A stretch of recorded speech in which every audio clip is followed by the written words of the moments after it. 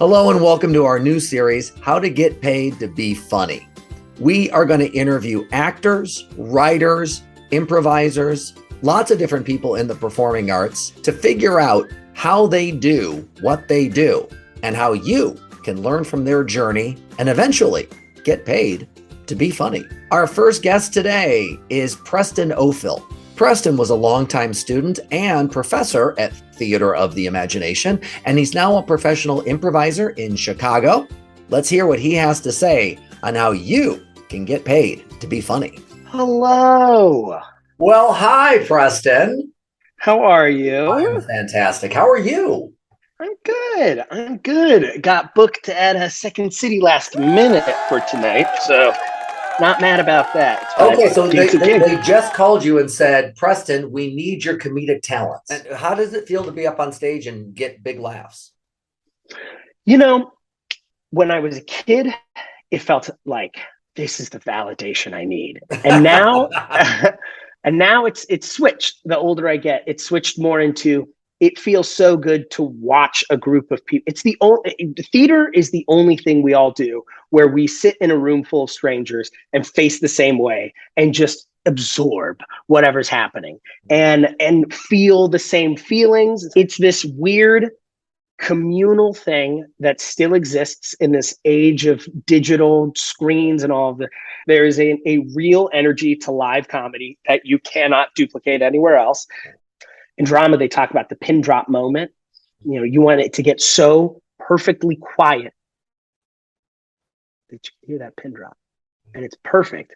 And that happens in comedy too, with tension is what it is, though. You can get these moments where people are so just absorbed in what's happening that you then punchline, and it's the most relieving feeling. And you just feel this like deep, air coming out, and they're feeling great. And when I hear them laugh, I'm also having fun, and it feels amazing.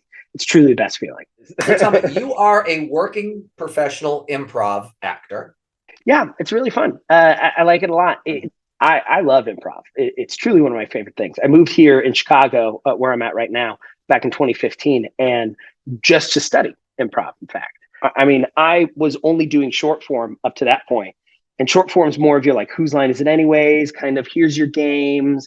Of course, and that show is where like Wayne Brady and Colin Mockery became my idols. Yeah. So that's why Chicago became such a big goal going out here. And then immediately I started learning a different thing, which was called long form. It's more of those long scenes, which I thought was scary at first. And now like tonight I've got a show. It's a full 1 hour musical we're going to be doing. We've got a piano, we've got guitar, we got drums, which is a crazy thing that like they're also making everything up on the spot. But throughout the whole show, we get one suggestion. We get a suggestion of like a title. I think, that comes with trusting your castmates, understanding, and also, when we say form in a long form improv, basically it's just scenes. But when you have a form, it's saying, okay, when we do this show for like a Herald, for instance, we're going to have 3 scenes up top. We'll call that our A scene, our B scene, and our C scene. And that'll just kind of mix up the story and it'll be fun. Then after that, we're going to go back to those scenes that we just did, that A, B, C, but we're going to forward them a little bit.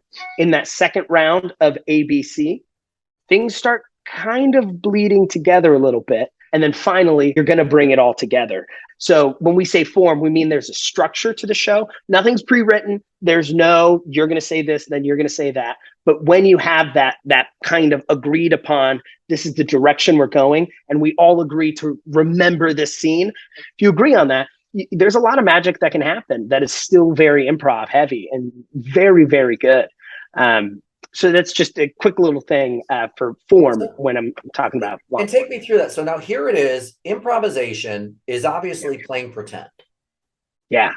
So for our kids out there, they would, play pretend running around the living room. Now you're playing pretend literally at the professional level. So yeah. So now take me through a process of you're going to do a long form scene. Someone from the audience yelled Sharkalanch. How would you make up scene A for Sharkalanch? for me, when it comes to like the really behind the scenes of comedy and coming up with stuff, I do a lot of list thinking. So when I hear shark, what I automatically start doing is just listing anything that could do with sharks. So, I think shark, I think Jaws. I think obviously shark, jaw as well. Jaw makes me think dentist. So I would maybe take a scene into a dentist's office, right? Okay. So then shark lanch makes me think skiing. So I'm up on a hill. So maybe I would want to be somebody like, a Mountie or something, because I think that's going to come into play later. And then my third scene, pretty easy. I would do like maybe fish or the point of view of these kind of aquatic things. It wouldn't have to be sharks. It could just, like I said, be fish. And since I said fish right out the gate, that's what I would go with.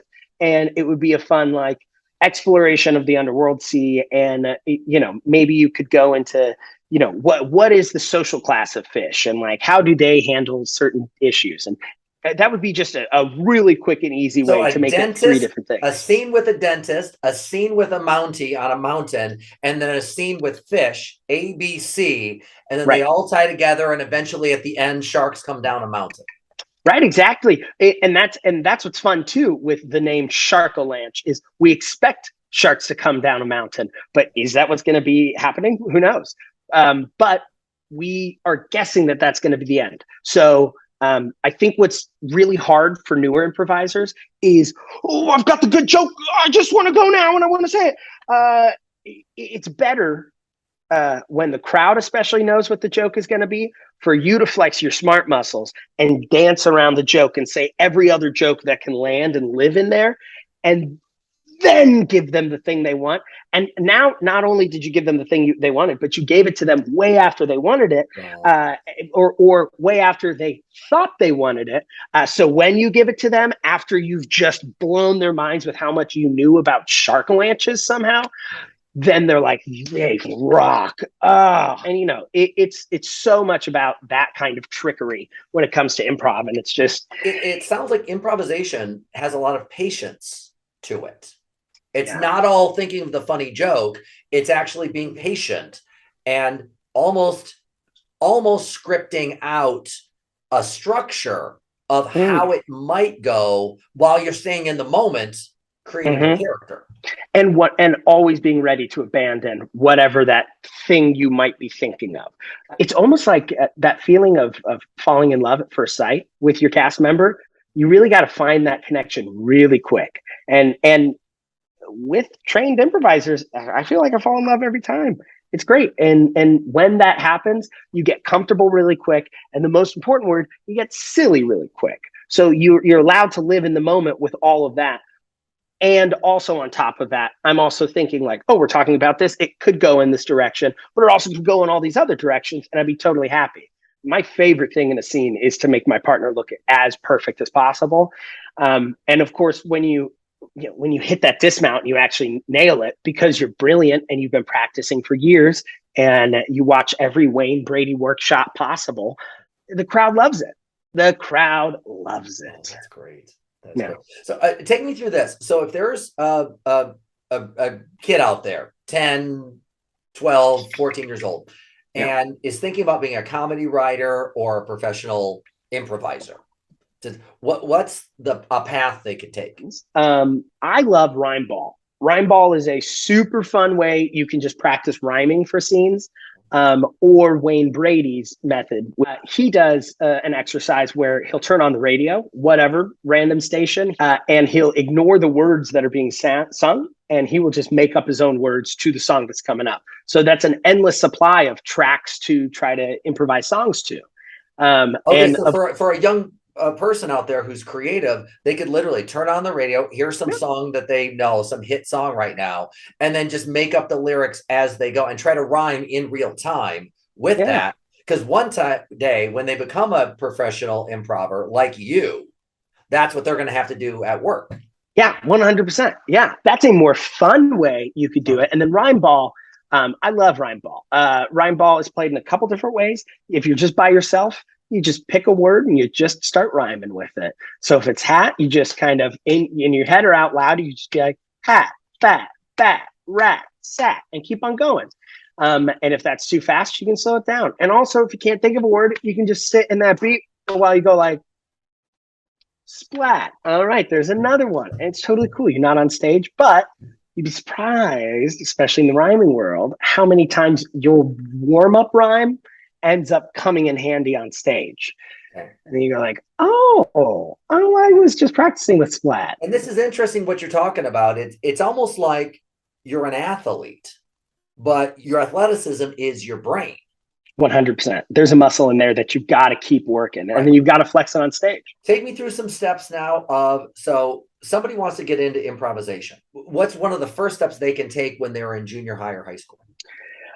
Get another job, because improv's not going to pay you ever Gotcha. for a very, very long time. Yes. The thing I did was just start a team at my high school. If your high school doesn't already have a team, start one.